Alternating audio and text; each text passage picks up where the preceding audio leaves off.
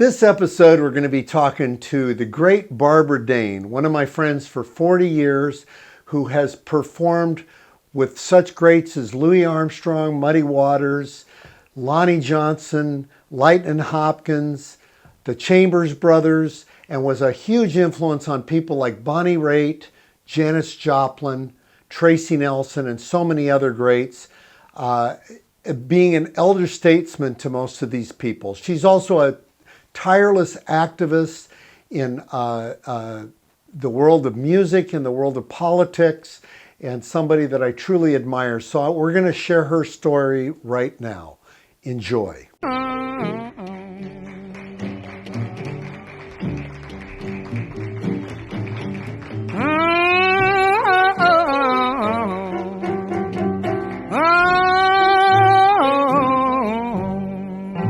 Hello there. I'm Mark Hummel, and welcome to Mark Hummel's Harmonica Party. We are in Barbara Dane's living room in Oakland, California, with the lady herself, Barbara Dane. Ta-da! Get out of here. And Barbara and I have known each other for 40 plus years. Since he was a tad, you know. Yes. Well, you were full grown, but well, I was barely, young, though. Barely I was young, full-grown. yeah.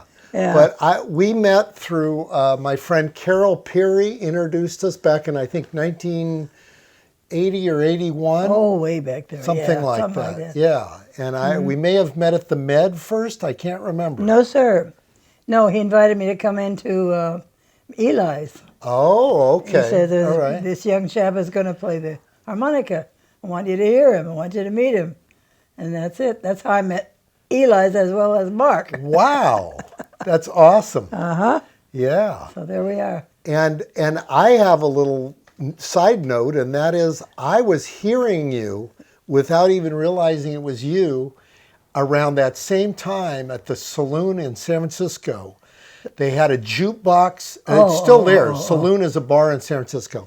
Uh-huh. They had a jukebox there, and Blues from Bodega would play. Well, it played a lot of places because that was one of the only and most prized victories of this whole community of people, stopping a nuclear power plant that PG&E wanted to build right on the earthquake fault, or the San Andreas fault. Right. You know, the wisdom of PG&E, oh yes. So the whole community, a wide spectrum of people, just the area around there, but the university people, all the scientists, all kinds of people got involved. And we stopped it. And that song played a role because Lou Waters, Lou Waters, a great traditional jazz trumpet player. Yeah. Lou was a very strong early environmentalist. He decided to write a song about the whole subject and asked me to sing it. Now, did he write that song? He wrote the song. He wrote the song. And asked me to sing it on the recording. And but what I was going to say is I heard that on the jukebox, and me and my guitar player, I remember my guitar player tapped me and he goes, "God, I love Basie Smith." Basie Smith. So later on, when I met you like that year, and I found out that you were the singer of that song, it just blew me out of the water. Yeah. Well, there you go. Because it sounded so traditional and so in Basie's bag. So yeah, well, that's where I was then. I was really deep into that. Yeah, I was. I've never been one who sort of copied a style or anything, but I loved the way she projected and Basie Smith stood with so much dignity and so much power and so much wisdom and wit, and actually in a lot of cases a little bit of vulgarity, a little bit of. She was a vaudeville singer, basically. Yeah. You know, and but she was totally in the blues tradition. I was going to say absolutely. Yeah. But where she did her work was on the vaudeville stage. Mm-hmm. That's why she and the other women of that era wore those dresses with it all beaded and, hair thing and some kind of whatever. Feathers and feathers and blah, all that. Right. Yeah. Right. Well, anyway. But I was going to ask you about the first thing I wanted to ask you about a bunch of stuff. One thing I'd like to do is just give a little bit of background on your beginnings, because, that's like, for example, your parents are from Arkansas. That's right, Jonesboro and Paragould. And they migrated to Detroit, where you were born. Correct.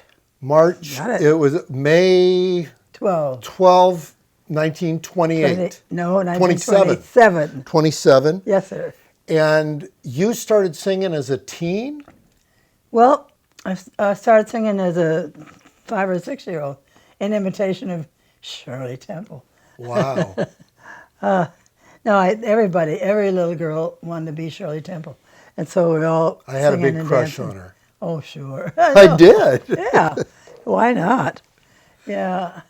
So Shirley Temple and all, I would get up on tables and sing, and I didn't dance. No, So how old were you, would you say, when you started singing? 5 or 6 or 7 maybe. And when did you because I remember you telling me that you took bel canto lessons? And was that Bel as a canto teen? is that was when you, bel canto is for opera singers. Right. That's the way you learn to throw your voice to the back of a huge auditorium just without any microphone. Right. That's the way real singers can do that. And So were you in your teens? I was in my early teens, and I wasn't looking for bel canto work. I was looking for a voice teacher, that's all. Right. That's the only kind you could find. And a friend of mine was studying with this particular guy, Mr. Coates. And Mr. Coates said if I came in and sang, or at least he saw me, he wanted to see if I had the physiognomy to be able to withstand the rigors of this type of singing. Interesting. Was I strong? Was I, Right. and he took one look at me and said, yeah, okay, you can, Wow. you got it. Yeah. And physically. So then he taught me, the first thing he taught me was breathing, made me aware of breathing. Breathing So from... I will show you the exercises, and I'll ask you to perform them, and then the audience can learn them. If you want to learn to sing, you don't have to take lessons for 5 or 10 years. You just watch this for about 5 minutes and do it. Do the exercises, and you will be a better singer, no matter what you're singing for. But here we go. Yeah, you have to first find your diaphragm. Right. Which you can easily do. You know where it is because I know it, and through your work. Yeah. But how you find it is stick your tongue out and breathe, pant like a dog. Interesting. I've never heard that. Do it and see if you can stop with the diaphragm. See the diaphragm. Right away you know where it is. It wiggles, All right, so there's your diaphragm. All right, now you can light a candle. Light the candle. And you get a blue flame when you blow on it. If you blow too hard, it goes out. If you stop blowing hard enough, it turns orange. You want to keep it blue. Interesting. So you start going. Wow.